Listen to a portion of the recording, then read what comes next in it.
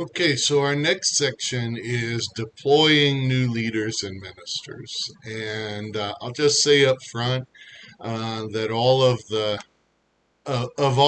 sections of this uh, training, this may be the one that's the hardest.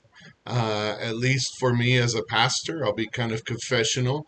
And it's the one um, that I'm not sure I've still mastered. We've sent out plenty of leaders, but in order to deploy them properly, I want to see them be successful. And sometimes when we've sent out leaders, they've been successful, and sometimes they have not, for all sorts of reasons. And I just wonder if we're doing this properly. And I'm really trying and praying and thinking and discussing about how we can do this and do this well, do this better. Just because we haven't done it well doesn't mean we shouldn't do it. But what it looks like to deploy, and I think maybe we've deployed locally pretty well, but when we've sent people out sort of into new mission fields, we have mixed results. And I was talking with Pastor Mark in our mentoring time, and one of the thoughts that I kind of put out there for him and for us to discuss was maybe that the problem with deployment is actually not a problem with deployment at all, but whether we've developed well. And so these go hand in hand. Knowing how to develop somebody so that they're ready for the next task, and knowing when they're ready to deploy them so that we see success in their ministry and in the kingdom is always a challenge. Even locally, sometimes we've sort of deployed or put people into ministry without much supervision in a way that maybe they weren't ready for that yet. And we've certainly sent people out that perhaps were not ready for that yet. And so I'm still praying for this. I'm still trying to understand this. And I appreciate Pastor Nathan Heck, who is one of the ministers that Pastor Bain has deployed and has raised up in his ministry. There at Grace Point in Atlanta, and then even further in Joplin, Missouri, when he was the DS. Nathan has pastored in Webb City, Kansas, which is on the Joplin district, and then on into the Kansas district. Listen as he shares his thoughts about deployment. So we've done the first two parts. This one is the third part of deploying new leaders and ministries. And this is the part where we get to have some fun. It's hard to think about this. A lot of churches don't think about this, about sending people out. And what does it mean to deploy them? And so I will tell you, it's very hard doing this in front of your mentor, by the way. Mark's my mentor. So anyway, but he did this to me. And so I live this process. I live through these circumstances that are going on here. And so I want to remind us as we deploy leaders, remember it is more blessed to give than to receive. We know this, and we talk about this in our churches. We talk about how people do this, and we want people to do this as far as their giving, right? Why don't we think about this as our people in the churches? You know, it's something that we have to process through a lot. It's something I've struggled with. We think about our time, our talent, our resources that we challenge people to do this with. And yet here is people, and especially in my first church, I was sending people out, and we planted a church. I pastored the church, and I was like, okay, I'm going to send 10 people out that way. It's like, oh, my goodness, okay, we were a church of like 60 at that time. Like, how can I send over 10% of my church out? But they went out, and they started working, and they started ministering, and they started doing great things, and developed a leadership team, and God did great things there. And then I get to a bigger church. All right, what can I do, God? What are you going to ask me to do? And I start to deploy my leaders out. In southwest Kansas there, I became the missionary coordinator over about 12 churches, and 3 of them have not had pastors at different times, and sometimes at the same time. So I've had to say, okay, my job is to be a part of the kingdom mindset and to help these other churches. And so I've sent some of my own staff, hey, I need you to go, including my wife. I need you to go down there and help out at this church. And we rotated our staff through at these different churches, being able to help out and give them experience. Ironically, one of my staff members just this week came to me and said, why haven't you sent me out, Pastor? And I was like, okay, well, you do have a regular job on Sunday mornings. He's my worship pastor, but I maybe need to send him out a little bit more. He wants to learn. And so he's one who's just got his district license and still going through the process. And those things that God is doing. And we need to have that freedom. We need to have that mindset. God has raised up leaders if we deploy. And if we send 10% of our people out, God will raise and bring us other people. I just had somebody last week say, hey, I've got a call to ministry, Pastor, in our Spanish work. I need to get my local license. We will get that done. This Monday night, actually, we're going to get that done with the local board. I've got 4 others in the process of having their local license. One that started when he was 14, getting his local license. And so make sure we don't limit what God can do, but we need to send those people out for other positions to be open sometimes, and for people to see that it is more blessed to give than to receive. We think about other things that are going on as we think about deploying. Don't be territorial. There's some great stories we have of this. One personal story, when I was in Joplin, I was planning a church on the southwest corner of Joplin, and some people got really upset about that, that I was planning a church. It was about a 25-minute drive to the other side of town for me, and at the time I was having to pastor both churches until I was raising up leaders to do that. And so that was quite a journey to be able to handle that. But I had a guy in town who was 5 minutes down the road, another Nazarene church, bless his heart. He called me up and he said, Pastor Nathan, I need to let you know, I've got some people coming to church that are in Webb City. And I said, okay. He goes, I want to start a small group Bible study in the house. Is that okay with you? And I've said, yeah. I'm like, I'm not going to be territorial with my community even. I want to bless you. I want to see you go. And I said, please go for it, Jay. Get it done, brother.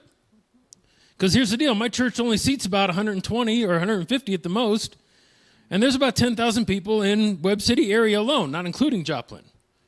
Who's going to get the rest of them? Even if I filled up the church 10 times on Sunday morning, that'd only be a tenth of the population. And so we have to make sure we're not territorial, even with leaders as well, as we send people out, as we're growing, and as we're doing those things. I want to make sure I'm sharing those things. And it is hard when people are in key leadership areas to send people out. But I've got to trust. I'm still working on it too. As I'm here in front of you, it's something that God challenges me on. Okay, I got to do that as well. And so we need to be willing to do that and share those things. Another story from Joplin. This is Mark's story, as a matter of fact. He tells it better, but I know the guy that was doing it. He got pretty upset when we planted this church there in Joplin. And he actually went to Mark, was the DS at the time, and he told Mark, he said, hey, why are you, Joplin's my town. Why are you, and there's like, what's the issue? This is my community, and there's 3 of us now that are all close by. We're about 10 miles apart from each other, 3 churches, and I'm planning this church on the other side of the community there. He said, this is my town, and Mark tells us so much better, but Mark said, basically, he says, how many, if you had all the resources, everything in the world you could do, if you had all the money, all the time, all the staff, everything how many people could you reach? What would you run? And I can't remember what he said, like 1,000 or 5,000? He said he could run 500 people in 10 years. He said, in 10 years I could run 500 people. Mark said, okay, you work on those 500, we'll reach the other 49,500 people. Okay? But sometimes we as leaders, we need to get our mindset shifted, right? We shouldn't be territorial. Mark said it, and I remember it. I'll never forget it. He said, there can be a Nazarene church across the street from each other, and they're all going to reach different people. And so we need to make sure we're not being territorial. And that is sometimes hard. We got to make sure our carnal tendencies don't come back and kick in. We have to reach people. If we have the right mindset, a kingdom mindset for leaders as well as those in our community. Anyway, I'll get off my soapbox. All right. Steward, the third one there then is steward the leaders you have been given. Be good stewards with them. Help them, guide them, direct them. We've talked about that. Send them out. My example of sending people out in different perspectives, different avenues. I don't know what God's going to do. I don't know how God's going to send people out. I don't know what's going to happen next. We've had some people, Garden City is a pretty transient area. About 80% of the population turns over about every 5 years for whatever reason. That's what statistically they say. So I had some people come to me and said, we are a sending church. God gave me a vision for 3,000, and I'm like, how's that going to happen in our community of 30,000? But we'll figure that out. God will take care of it. But I'm like, well, it may not be just in our community. It may be 3,000 people that we keep sending out people, because I've got 8 families leaving before December this year. And so I'm just got to commission them. I had my secretary, my great secretary. She was there doing great things. And I'm like, you're a leader in the church. I need you. I appreciate you. And she goes, we're going back to Michigan. I'm like, no. And so I got a little territorial about it. But her and her sister, I said, okay, you guys are going back. We're going to send you out. And we made it a big deal in the church. They've been there about 8 years. We're sending them back as missionaries in that community out there. And so it's all how we perceive things, how we send our leaders out and encourage them and strengthen them to do greater things for the kingdom of God. The next one then is churches that plant do grow 40% faster than those that do not. Statistically proven, time and time and time again. If you research it, every statistic that's out there, every study that's been done, this is a very true statement. That's how Webb City grew. When I planted the church out of Webb City, I was pastoring those 2 churches. Both churches were growing. The mother church grew even more when we were doing those things and connecting with people. Here as I've been at Garden City, we're restarting Scott City as an independent work. It was a campus church when I got there, but we wanted them to have their own church, and they've got their own building, and we're helping them out. Pastor there on Sunday nights. I couldn't do it both on Sunday morning. You're about 45 minutes apart from each other, so just time is of the essence. I can't teleport yet, but it's working out. But as we're planning that church, and that church is now independent, going and moving those things. But as you plan out, as you send leaders out, God replaces people. They come in the doors, and it's been amazing. You don't know who will come in. And I will tell you, of all the places, and I even hesitate to say this, but we do a lot in our community. We're outreaching people, connecting with about 5,000 to 6,000 touch points a year has been our average the last 3.5 years. And so as we're doing this, people are coming in, and even so much so, this is what I hesitate to say, people are actually just literally stumbling over the sidewalk to walk in the door, and many of them giving their life to Christ because they hear about this church, my church that God has given me to be able to pastor and to lead. And so just 2 weeks ago, I had a guy walking off the street. He goes, hey, I'm here in town, and I just happen to be here, and I feel like I need to come in here. And then one of our parishioners was walking down the street and walked in with him. I'm like, this is what God does when we send out, when we trust people, when we deploy leaders in our communities, and we remind people, everybody, that they are a minister of the gospel. We believe in the priesthood of all believers. And so we want to do that. We want to encourage that, planting churches as well. We do have a lack of, don't hoard anything. Don't hoard people, okay? I guess let me say it that way. I mean, we have a lady I'm getting ready to work on. She is a hoarder. I'm getting ready to work on her house this next week, and next 2 weeks, really. And I look at that house, and I just think everything in that house is just nasty. I mean, it's just in every aspect of the word. I won't go into the details, but we got to clean the house out for her. She's moving to an apartment. We're getting her out of that place, but we got to clean it out to help her out. We promised her we'd do that. And I thought, man, if she's there hoarding things and she sees value in them and she's holding onto them and she has that ownership of them, and it's gotten just over the time just nasty because it's there and it's all in one place and it's that. I think, man, how do we as the church, if we hoard people? We wonder why people get aggravated in the church and why we have infighting and all the other nonsense that goes on. Sometimes if we hoard people, we can get that way. And so we need to be sure we're deploying and letting leaders go and letting people go and keeping that fresh flow into our communities and our world and for a kingdom mindset as well. The Lord loves, number 5 there, the Lord loves a cheerful giver. Of course, with our time, our talent, our resources, He does love it when we send people out, when we bless them. And I will tell you, it's been hard to send some families out. Boy, I got some really good tithing families that are going back to places, and I'm like, man, that's hard. But it's necessary for the kingdom of God. And every time actually, the last one that came into my office said, Pastor, we're moving. And I said, no, you're not. But I said, okay, I'm going to put a new moratorium. If you leave, you need to replace with 2 new members. Okay, every person that leaves, you send them in. Okay, that's how it's going to happen. Anybody else comes to my office? Nope, you can't go until I see 4 people sitting in the church because of you. There. Anyway, that's just my thing.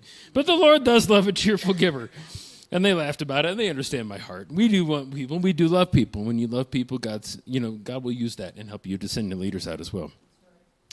We do have to develop a kingdom mindset. I mentioned it a moment ago. But that concept is not about me and my ministry. It's about God and his work. And that extends to our community, our leaders, as we send people out, as we deploy them. I think about a lot of this area is military. When you're deployed, you go out on a mission for a period of time. And some people do that. They send them out. And so we need to have a sent people. We need to embrace that. We need to encourage people to experience that. And so, and just embrace those moments as we, and they talked about that book, Fresh Expressions, giving you a different idea. There's home churches, there's coffee shop churches, there's a lot of different models about sending people out, sending leaders out.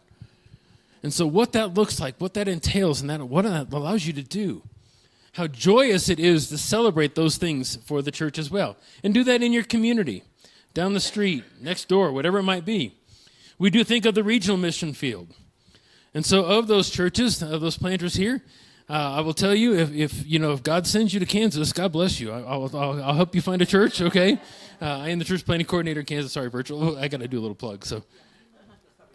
Just want to make sure, okay? Anyway, he's still stuck on hoarding, okay? Right. But as we deploy, it's not too far away, just across the border a little bit. Anyway. But as we love on people, as we encourage people, we're regional. We want to help people and encourage them to go regionally as well. And so we don't, again, hold on to people. But number 3, into compassionate ministries, we think of Samaria. I've heard of a couple different projects that you guys have going on. I was talking to Kevin in ways that maybe I can encourage some other things, to getting resources to bless your community and whatnot. And we think about the compassionate ministries that people love to do. People love to serve. Our young people especially are looking for places to be important or feel like they're important, making a difference. And church, we have got to do better with this. Giving them a place to serve and help to be able to serve their community. And that's a big part of this blessing our community thing that we're doing here as well. And they are tremendous leaders that raise up doing this as I've empowered other people. Number 4 then is into the world, the mission field, the ends of the earth. As I brought new members in, last month we were able to bring in we had about 11 people join last month alone, about 30 in the last year. I got to baptize 4 last Sunday, 2 from other parts, 2 from Rwanda. And so God has given our community, we have a Tyson plant there that brings in people from all over the world. We have about 20 different countries represented in our community, and our church, the English church, has about 7 countries represented right now as a part of our congregation. And the Spanish church has another 10. And we meet in the same building, we worship together. And so these things that God has blessed us with, as we continue to send people out, God will send people to us. But it is the ends of the earth. And the reality is the ends of the earth are coming to us, by the way, if you didn't realize that. I love the fact that here, there's so many different cultures even here. And so I would encourage you to celebrate that. Find a way to do that. How we celebrate the ends of the earth and what God's doing there, and as we send people out. I love the fact that we get to fund the mission of the Church of the Nazarene around the world.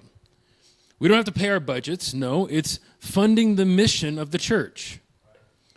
And that sometimes is sending people, missionaries out. I had a good friend of mine. He was at the church in Sublette. And man, he said, Pastor Nathan, he goes, we were good friends. He'd been there about the time I got there. And he said, I'm going to the mission field. And I said, no. But okay. He's a good friend. I cried because he was a brother of mine, and we went through struggles together, and we were there working on things, and I love to see him, and I hated to see him go, but I love to see what God's doing through him now. And that's one of those things, we don't want to hoard things in our lives. So don't want to hoard people. We want to send people out and bless them and encourage them to the ends of the earth, whatever that looks like. I will tell you, mission trips or Nazarene mission teams, I can't remember what they changed the name to now. Anyway, those are great opportunities for people to step up into leadership and to see things. I led that for Joplin District. I've been on a couple trips as part of the Kansas District. Those are great opportunities for people to step up into leadership roles as well.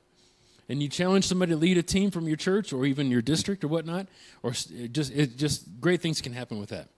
Number 5 then is be ready for God to move them. Again, it's some of those things like, I never know, pastors, we never know when the phone rings what's going to happen next. What God's going to do, what conversations you're going to have, how God's going to move people through your ministry. Celebrate those things. And you can be sad about them. It's okay to lose a friend, but you're expanding the kingdom of God. And I've had to learn to deal with that. It's becoming a norm in my life, and God's stretching me and growing me. And it's good for all of us and all of our churches to be able to do that. So how do we get ready? How do we get ready for things going on? We think about creating a culture of duplication. Again, it's been said, you have the sheet in your book there as well. It goes along with it, the ministry grid of how you're getting ready people to go out there in the kingdom, how you're multiplying your leaders, how you're developing them, how you're going to use that. Always have somebody, needs to have an apprentice, keep people moving forward. This is one thing that I lived in Webb City, and as I was there, I had a lady who God gave me, a retired teacher. And I said, you're going to be my outreach coordinator, outreach director for the church. And she goes, what's that? I said, ready. Get ready for the ride. And so I showed her the first backpack event we did. I said, you watch me. Let's do it. And then the next year I said, okay, let's do it together. And the third year I said, you do it. And then I will be right there to help you and support you and get you through all of it. And then the fourth year, she took it over completely. And then I just got to sit back and work on something else and reach more people. And I said, now, Eunice, your job is to bring the next person along and to do the next thing. And for each one of my outreach events, I had somebody different in charge of those different events. And so that created that multiplication of leaders and called them up and helped them to see that those I see in you conversations that need to happen, that you can have, that create that culture of duplication.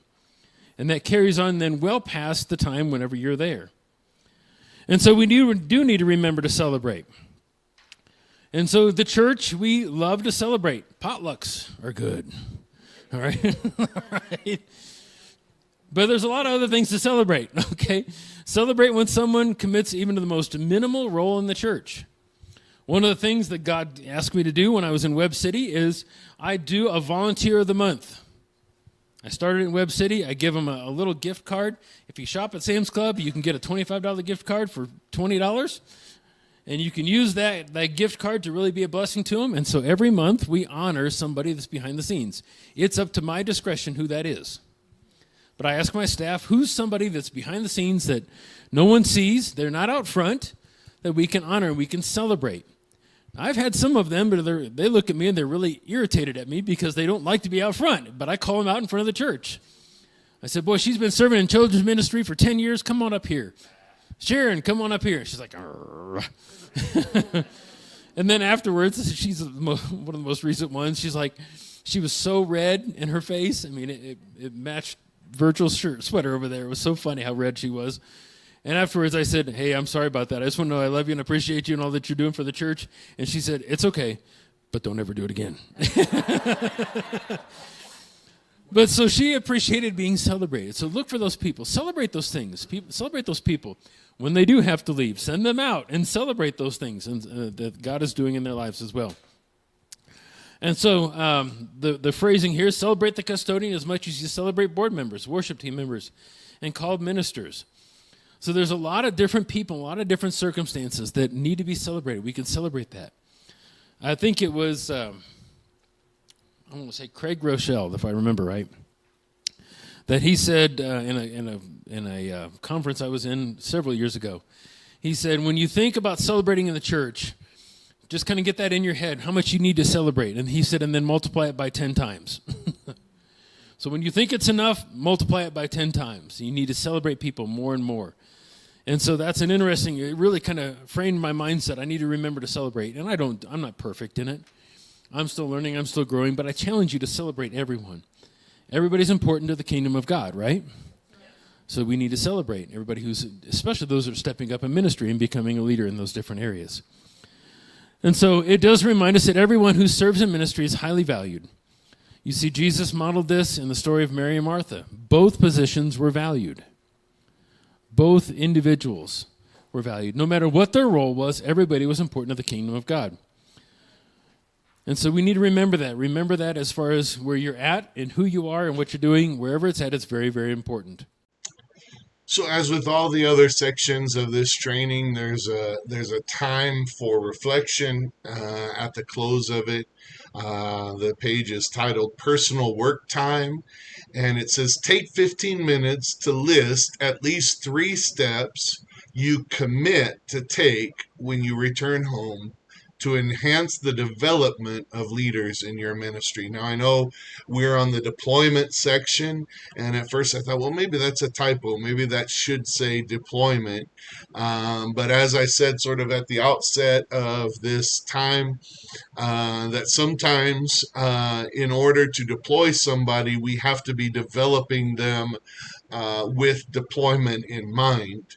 And so, if somebody's going to be ready to deploy, I could tell you to go take some time to think about how you can deploy people, and we can say, well, all I got to do is hit the eject button, and I've deployed them. Pew, pew. Some people there was a pastor, and I was talking to one of their former staff about the situation, and they said, "Well, I'm not sure my pastor really deployed me. I think he was a little better at ejecting people, and that might be a better term." And of course, then they were in ministry, but whether they were deployed with support was a different thing, and whether they were prepared for deployment when they went out, it just felt to at least some of those that had been deployed like they were ejected more than deployed. So that's not what we want to do.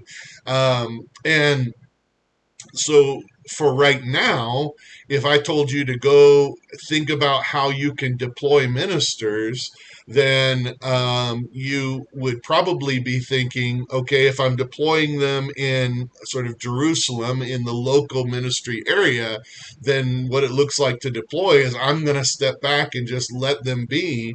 But if they're not ready for that, please don't do that. Please don't list, I'm going to step back from this ministry, step back from this ministry, step back from this ministry, and those people will be deployed, or I'm going to eject these folks. Don't do that. Let's think now in with sort of a reflection on the end goal of deploying people into ministry, what steps I need to take in development right now in order for them to be ready for deployment. So there's some ideas here. What ministry need will I need to focus on? Will I focus on?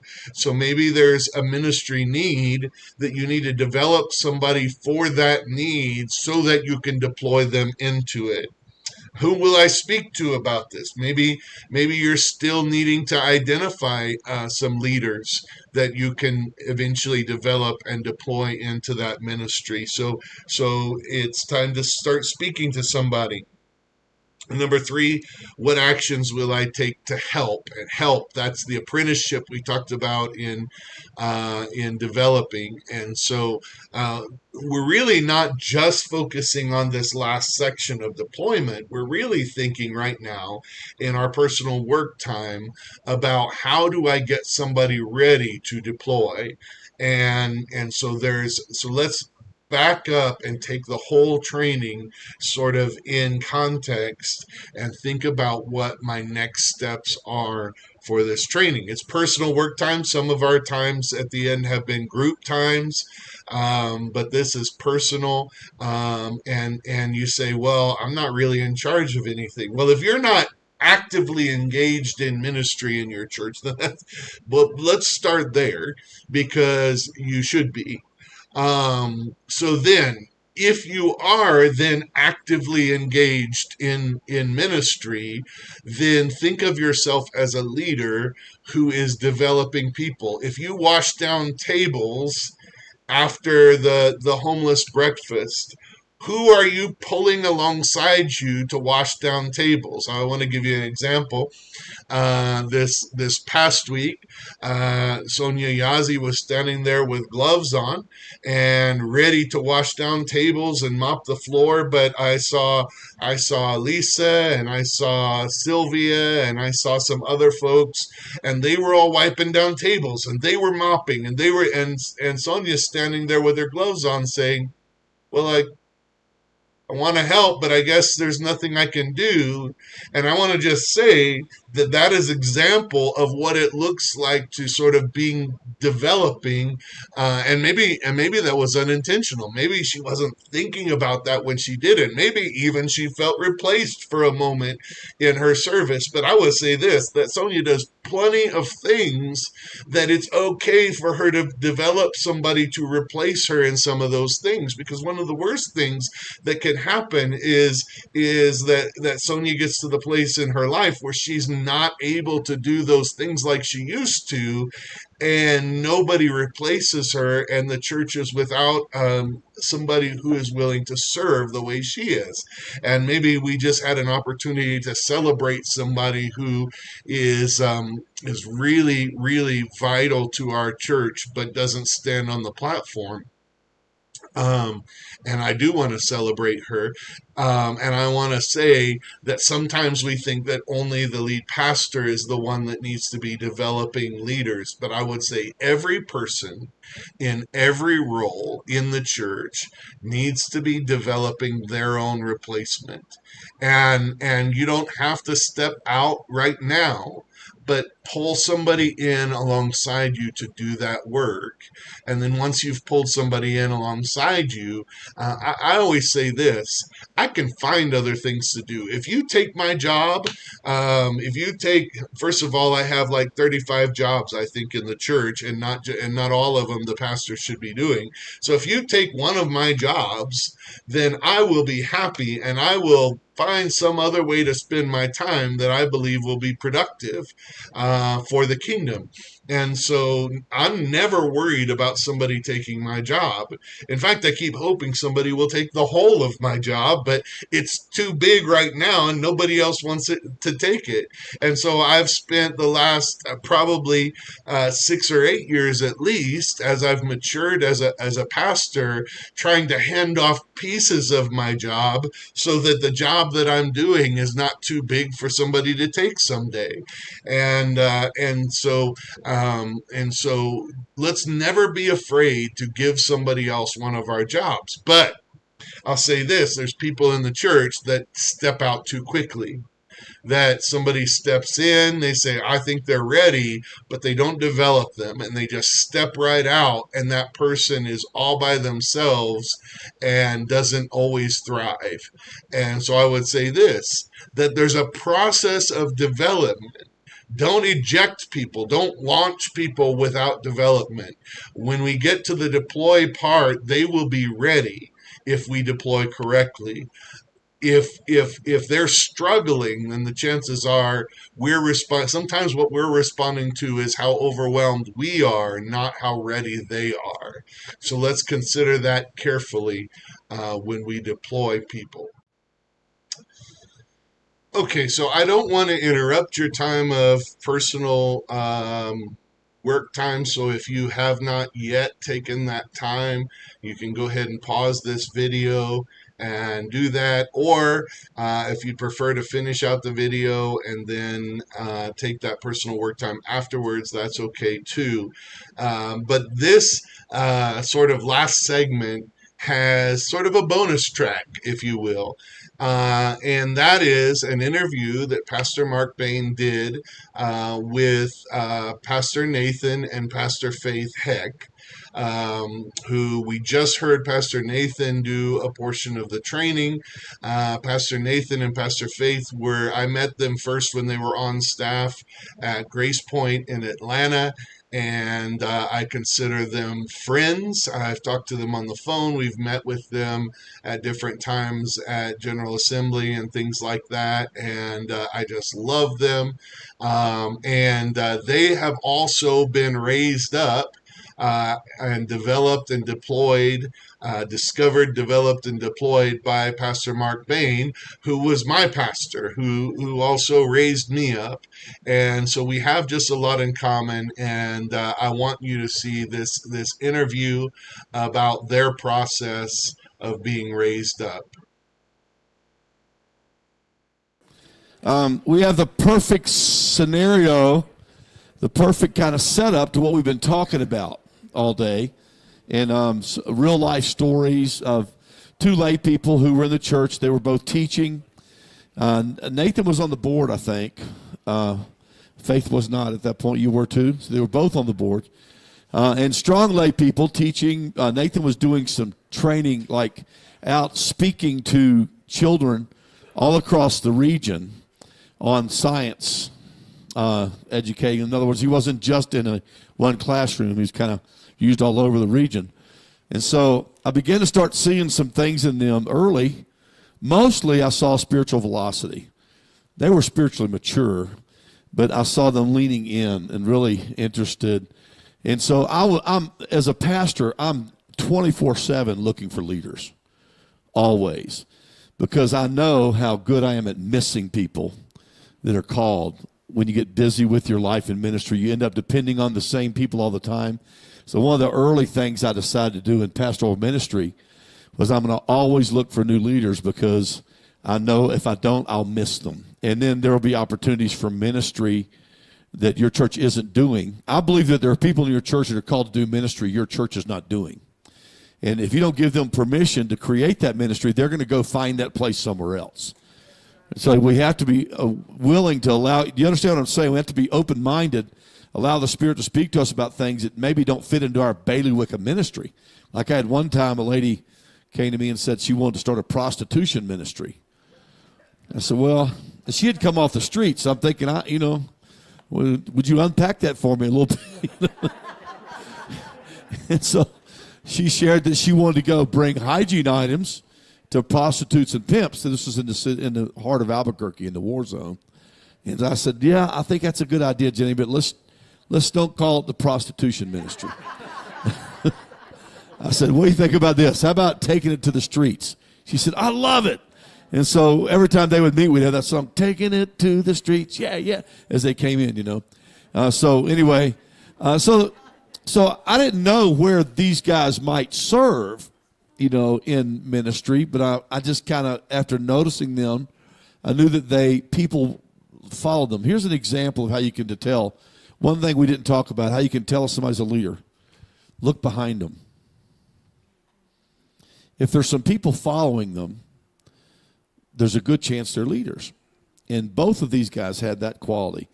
And so tell us what your first inclinations were and when about a call to ministry. I think Nathan was called a little before Faith in terms of actually the response. You may have felt the call earlier. But tell us what that early calling was, what stimulated you to make a decision and say, yes, I think I am, and then what happened and how did people pour into you after that? Well, for me, I was called to do ministry as a high school senior. And I was on my first mission trip. I actually just saw pictures of it a couple weeks ago, the spot where God called me. It scared me, and I ran from it. I ignored it. And I'm like, I'm not going to do that. I'm going to go into teaching, and God opened doors, and I was working, and I was like, I'll just serve the church. I'll just serve. I was a Sunday school superintendent, had been that way for several years when Mark came along. And when Timothy, my son, came along, I heard God say to me, isn't it about time you do this full time? And I was like, no, God. No, you got the wrong guy. You got somebody else.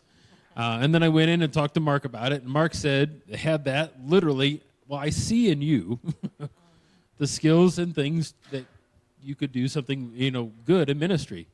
And that was kind of the switch that flipped for me. And I was like, no, there's no way, God. And I started to say, okay, maybe so. And so I started to meet with Mark. Now, Mark's an early riser, and I was an early riser. I had to get on the road to commute where I was at in Atlanta. I left about 6 o'clock in the morning to get into town to work. And so Mark and I, he met with me at 5 a.m. several mornings. And so we met. We went over stuff. We talked. Got involved in Wednesday night stuff. And so went on hospital calls with him and other circumstances, other situations. Everything that he mentioned, I lived through. One time, you always got to be prepared when you're with Mark about ministry. I went with him on a house call. Somebody was mad at the church, and I talked about giving space to fail. For me, in this case, we were at this guy's house. He was still mad. He was so mad at the church and us for being there. And Mark looks at me and said, "Well, you pray." And I was like, "Mm-mm." And so I prayed a prayer, and I don't even remember what it was, but it was something like, I'm so grateful for him to come back to church, and something like this. I just came together with something. And I remember getting back in the vehicle with Mark, and Mark said, "That's probably not the prayer you should have prayed." But he gave me that permission to grow and to learn. And so that was part of my journey as I was developed, as he was developing me as a leader in the church, and how God called me through that situation. And then when he left, I remember when Mark came there, he said, "We're going to be in ministry a long time." And I was like, "Oh, great, you're going to be here at this church forever. I don't have to worry about going through another pastoral transition." And God had a different story.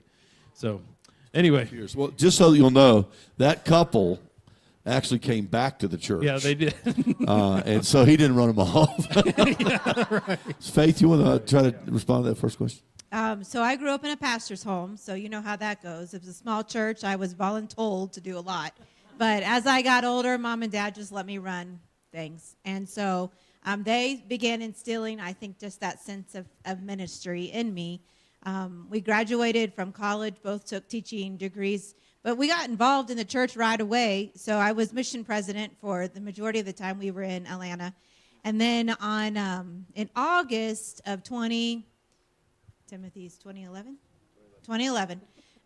we had a pastor, Mark, had come. He introduced the backpack event to us. So this was a time when we advertised to the community. We had families come. We gave the kids backpacks full of school supplies. But first, he preached the gospel to them.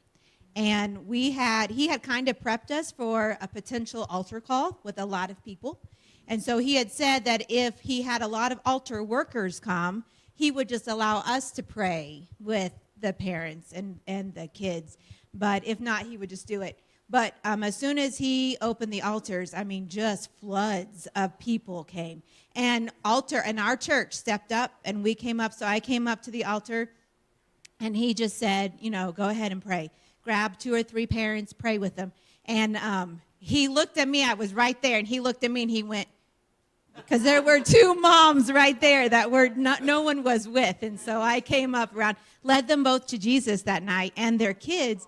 And afterwards, we had handed out Walmart gift cards. And so we took the families to Walmart and shopped with them. And so Nathan and I were kind of talking while they were shopping. And I really felt like I turned around because I felt like just that tap on your shoulder that you need to be more involved with the kids and ministry. And so told Pastor Mark about it on Tuesday, and by Friday I had a job. Just kind of confirmation. She was the children's pastor that took over. Yeah. So just kind of a confirmation.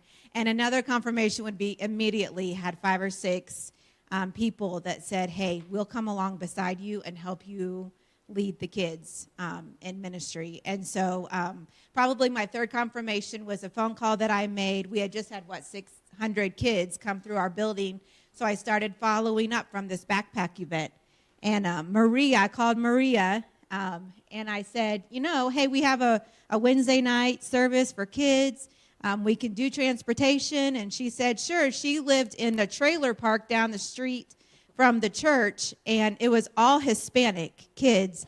And we would end up sending the school bus there, and she would just run in between the houses, and kids just poured out. And so we bused them all to church, had a big Christmas program. All their parents came, but it was, just those little different points of confirmation that God was in it, and he was going to be with us and help us. Thanks, Nathan and Faith. We're going to shift because we don't have much time. I wish we had an hour for this because just so many, just serendipitous things happen if you're being sensitive. And it's not about your gifting. It's not about your quality of leadership. It's about your listening to the Holy Spirit to find leaders that are around you. And these guys were sitting there, laymen in the church, and now they're leading one of the strongest churches in Kansas. So praise God for that. And there are people in this room that are going to be them in 5 years. So let's give them a hand. Thanks.